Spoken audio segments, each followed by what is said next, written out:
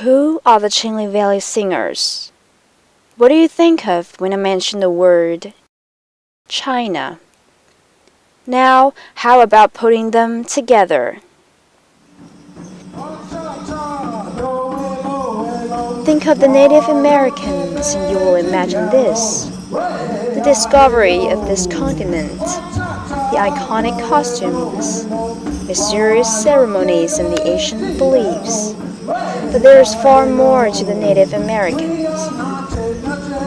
As the aborigine of America, the Native Americans are known for their history, but when it comes to the living conditions, their art, it remains a mystery for most of the Chinese.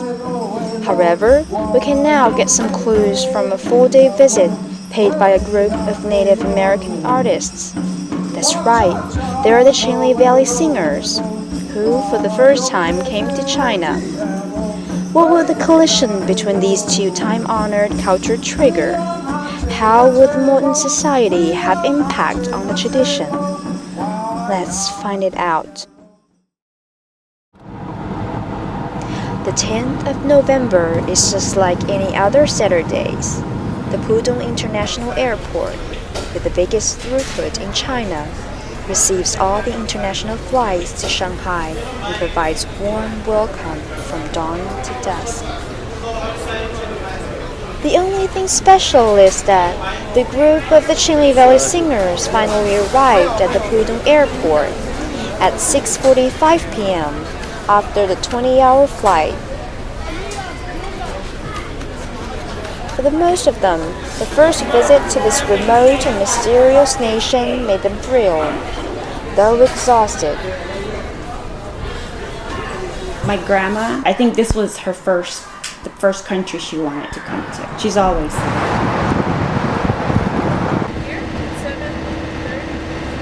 the United States government, on our reservations, we have our own courts, our own tribal police.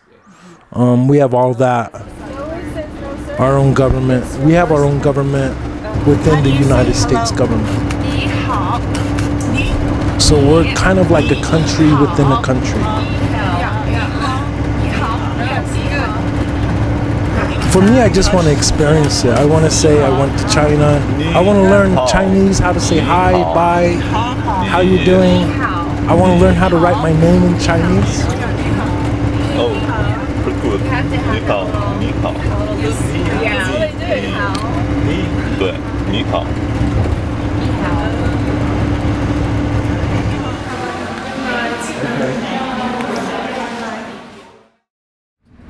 The first light broke the peace of the morning of the 11th of November, bringing the best weather for outing. 9 in the morning and they've already prepared for the trip. Though it will take 1.5 hours to get there, but they don't seem to be bored at all. After the departure from the downtown, we drive along the Changjiang Bridge, which is amazingly 16.5 kilometers long. Chongming Island, the third biggest island in China, also the biggest sand island in the world, has a 1,300 years history dating back to the Tang Dynasty. Chongming Island is a natural preserve in the metropolitan Shanghai. It is also an abundant place with fertile land and numerous wood resources. This is the first stop of their journey. They are having lunch at Nongjiacai. Nongjiacai is a restaurant which is famous for their original recipes. The ingredients used in the food there were all produced by locals, and they also cook food in the traditional ways, preserving the original flavor and nutrition. While looking forward to the lunch, all of the Chinle Valley singers were entranced by the way the chef prepared the food, because he was slaughtering the hen. They were about to eat right in front of them. This is a very natural way of preparing food, really attracted their attention. However, the most frightening and unusual custom for the Chinle Valley singers was to use the chopsticks and get food from the same dish. But we can also tell that they are satisfied with the Chinese lunch from their facial expressions.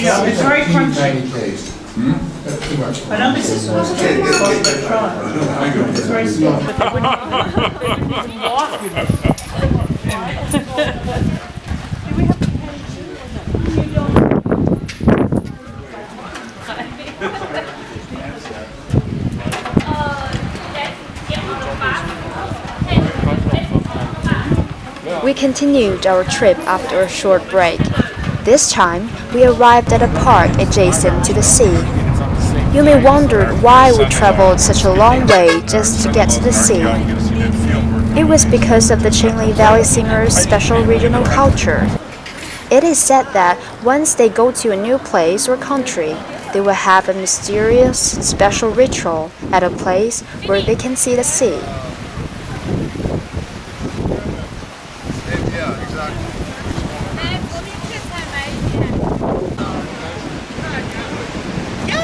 It could be Portsmouth.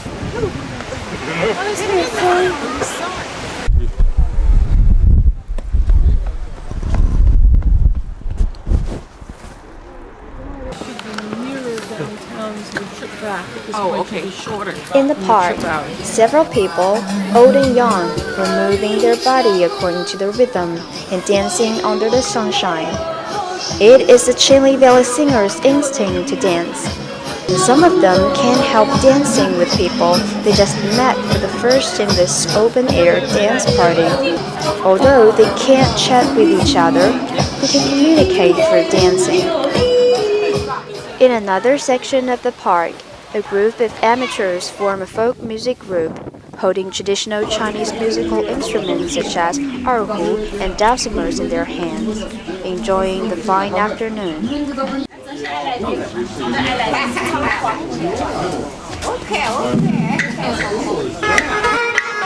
Seeing foreigners coming, the folk music group becomes so excited that they play a traditional Chinese song for them.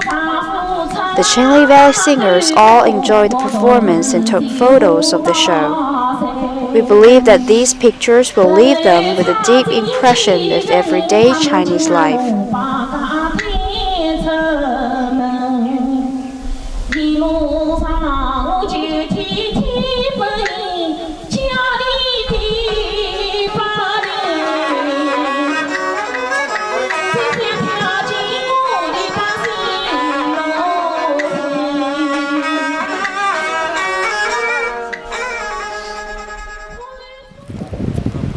After the park, we arrived at Shouwan Temple, one of the four most famous temples in Chongming Island. It was built in the Southern Song Dynasty and has a history of more than 700 years. To Chinese people who believe in Buddha, temples are common sights, but to the singers who come in from America, this quiet and historical temple is a rare sight for them. It is in autumn. The little bells are ringing in the wind. The smell of the scents flows in the air. The attic is decorated with lotus flowers and small statues. All of these things signify tranquility and peace. All of the singers are attracted to them and curiously ask the volunteers accompanying them the meaning of the symbols and marks.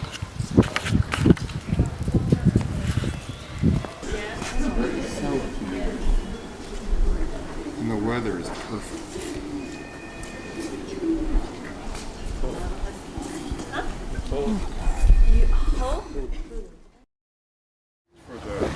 For the people of Four Corners.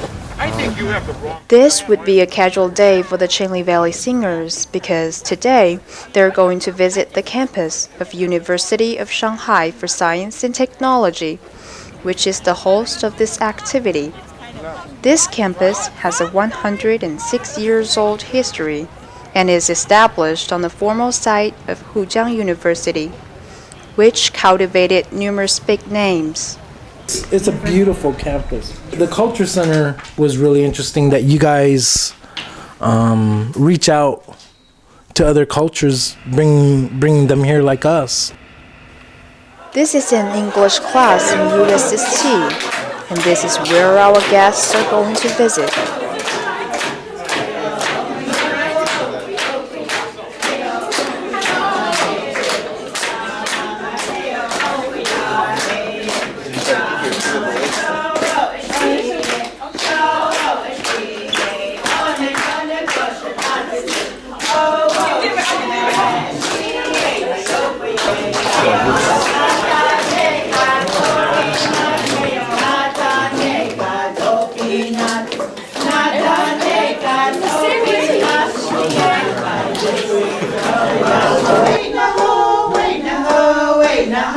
less than 2 hours, the Chinle Valley singers introduce themselves, their art, costumes, and their history. They dance with the students and teach them to sing, right in the classroom. That code was never The broken atmosphere on of this battlefield. class was brisk I until believe one there of the was- singers told us a story during the Second There was World the War. original 29 soldiers, but there was, I'm trying to remember. Yeah, there's only one left now of the original 29. But it's really, really interesting to look into. If you guys have a chance, is looking just the Navajo code talkers, because the Japanese kept breaking our codes, and there's a movie they made recently too. It's called Wind Talkers, and it The really story goes in is a depth prototype of the about- movie Wing about Talkers. the whole It is thing. about how the Native Americans used their language as the code and accomplished the mission. We have, I have a grandfather that was part of the original 29, and he was just recently decorated for being one of the original 29. But our grandmother went to DC. Obama gave her an award for being a serviceman during the war. At 4 p.m., the Chinle Valley Singers come to the American Culture Center, a villa built 100 years ago. We have coffee hours in ACC every Monday afternoon, offering coffee, desserts, and place to talk. Now, the Chinle Valley Singers are enjoying the coffee hour with Chinese students who are very interested in American culture. This is a conversation between the artists and the students. It is also a conversation between Native American culture and Chinese culture. Hoops represent a circle of life. I've been doing this dance, gosh, for a while now. The dance originated in the Southwest by the Taos Pueblos.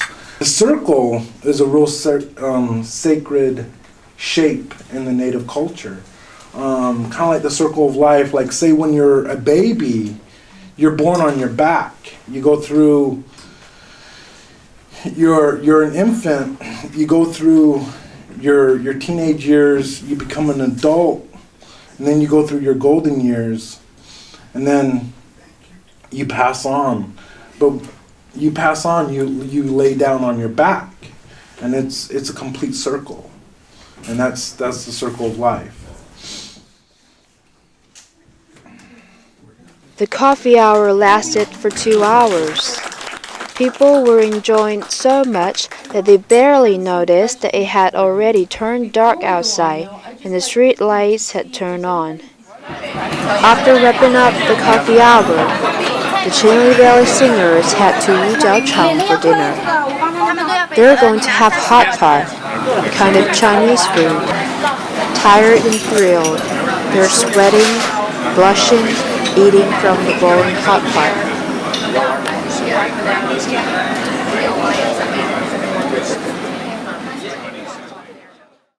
The performance tonight is going to be a big event for the Chinle Valley Singers, because this is the first time they will wear the traditional clothing since they came to China. They're going to perform their pristine art to more than 500 people in a theater of USST.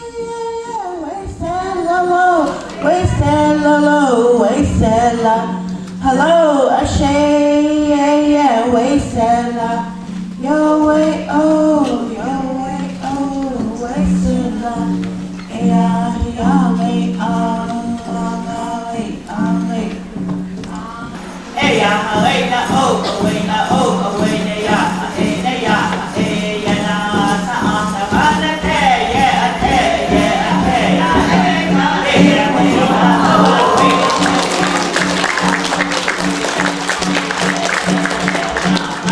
This performance of dance and song from a faraway land was warmly received by the audience, as indicated by their enthusiasm and inquisitive questions toward the artists.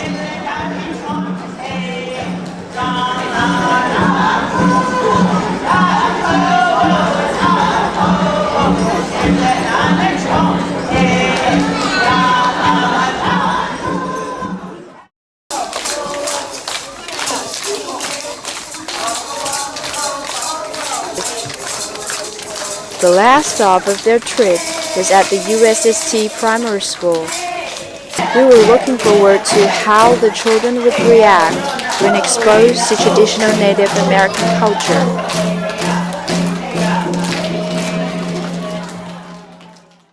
For regular Chinese adolescents, Native American culture is only accessible in books or in cartoons. But this time, the gorgeous traditional costumes and the unfamiliar exciting dance at the presentation surprised the children deeply.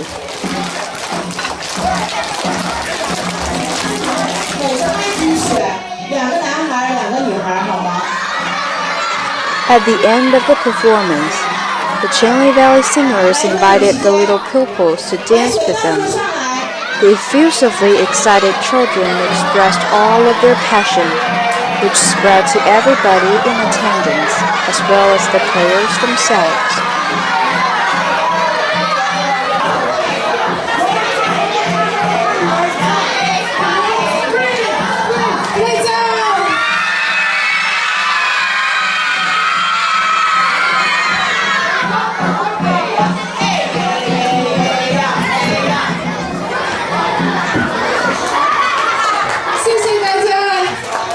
With the kids, they're a lot more younger, more energetic.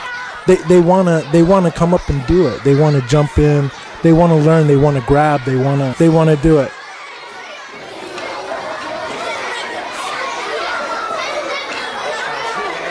Coming to the school here, you see all those little kids and they're all eager to learn our cultural, they all wanted to dance, and I'm hoping for a pen pal, from my students, and then here at the school to write to each other or either on internet and email and then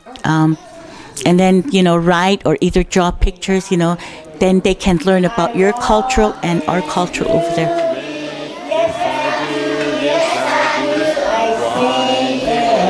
If we get funded again, for us to come back, we're going to come back.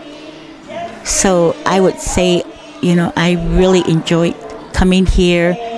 We all enjoyed meeting people, trying your food, and then also a lot of different places that we've been. So interesting, and we just love this place. Thank you for inviting us. We're wonderful students. We're wonderful children. Thank you very much.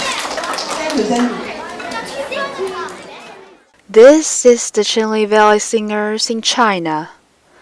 Although the 4-day visit in USST is coming to an end, the conversation between different cultures will never end.